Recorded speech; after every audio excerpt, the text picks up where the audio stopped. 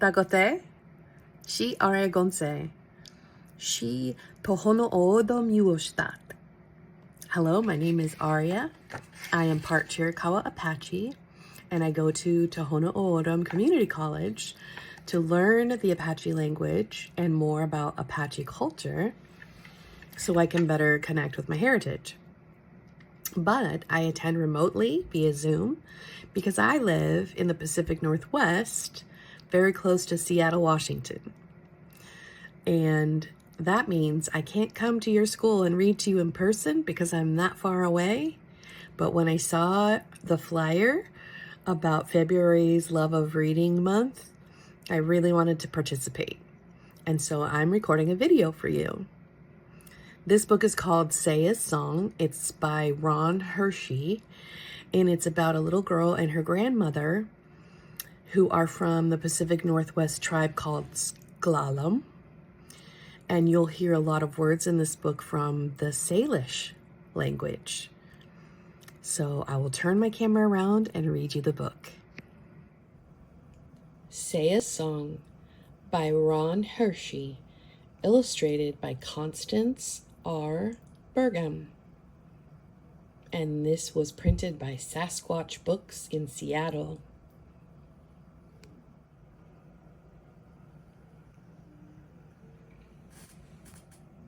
When grandmother and grandfather were young, S'Klallam words were with us like the wind, the songs of birds and the swirl of the tide.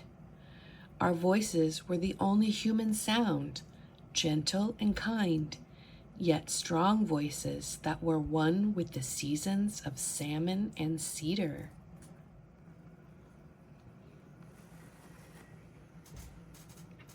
Today, as I walk along the morning stream on my path down to the sea, I hear the sounds of S'Klallam words grandmother, Seya, taught me.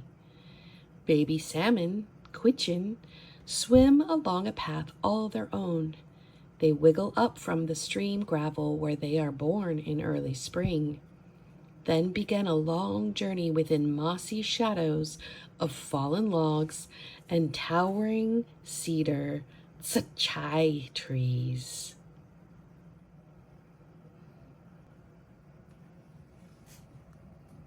The tiny silver fish swim through beavers' Skio Pond, where heron, Siohu, and otter, Skaatl, hunt with keen eyes. The old cedar trees shelter the baby fish, just as Seya protects me and my friends.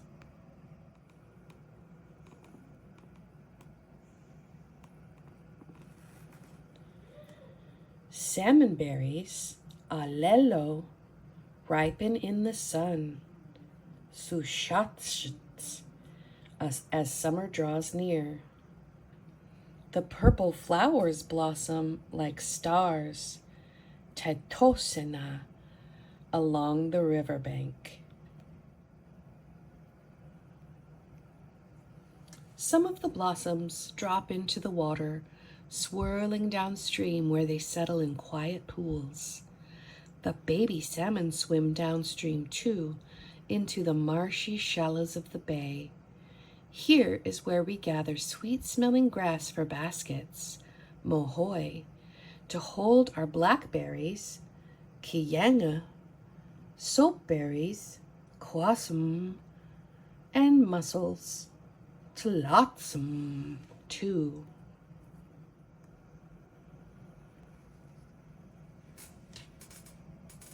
Before they journey out to sea, tatso, the salmon leap and splash in Nuquequit Bay. We ride our bikes or hike into the foothills, way up where the bear grass grows in the shadows of Mount Olympus, Memphton.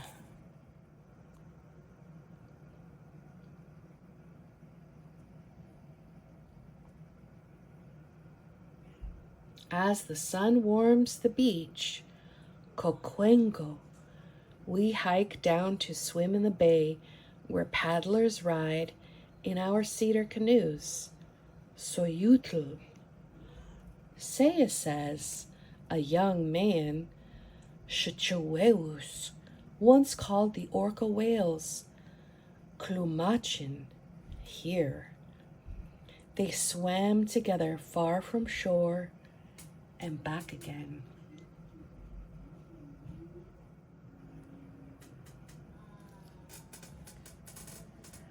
The late summer tide sweeps out like a great blanket. It covers, then uncovers clams, kuok, cockles, sutlam, and crabs, ach, tucked in the sand and seaweed tangles. We dig the clams and catch the crabs, then gather for a clam bake on the beach.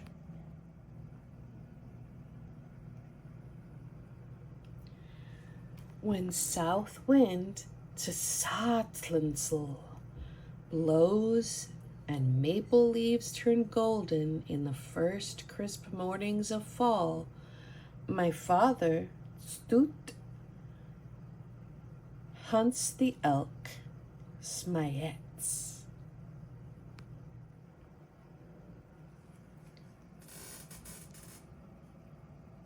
Now adult salmon, Taquaklan, turn back from the sea.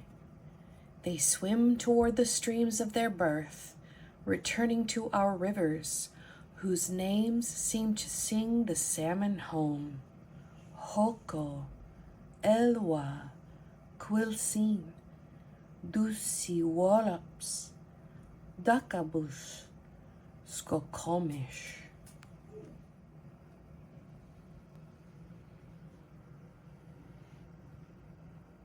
Eagle, Quankson, waits as she has for many centuries past. Our people wait too.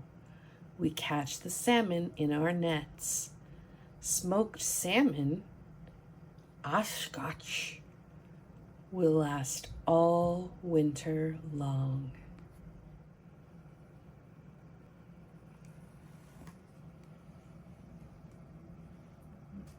We dance, Kwaishten, and stars come out in the nighttime sky like families gathering for our winter celebration. I listen to the drums, watch the masked dancers, and eat the best of berry pies. My voice grows strong as I sing the Sklallam words I learned on walks with my Seya.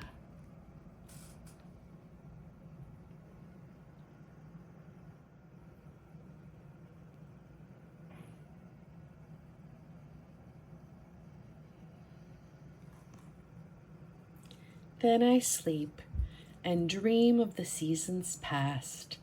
Starlight and shadows dance in my mind, and the words of Seya's songs. Skio, Skaatl, and Klumachin swim with the tiny salmon resting in the river, waiting for a new spring. You might have noticed that there were a lot of words for water animals and a lot of activities around the water, and that is because this tribe lives along the Strait of Juan de Fuca and the Hood Canal in Washington State, which means it's surrounded by water, and that water comes in from the Pacific Ocean. So it's actually ocean water for many, many of the places. There's also fresh water in a lot of the streams and rivers. And it is very popular in the Pacific Northwest where I live to have smoked salmon. And that's a very good treat. And salmon is a very special animal where I come from. So I hope you enjoyed that story. Thank you for letting me read it to you. And keep reading. Books are fun and reading is awesome.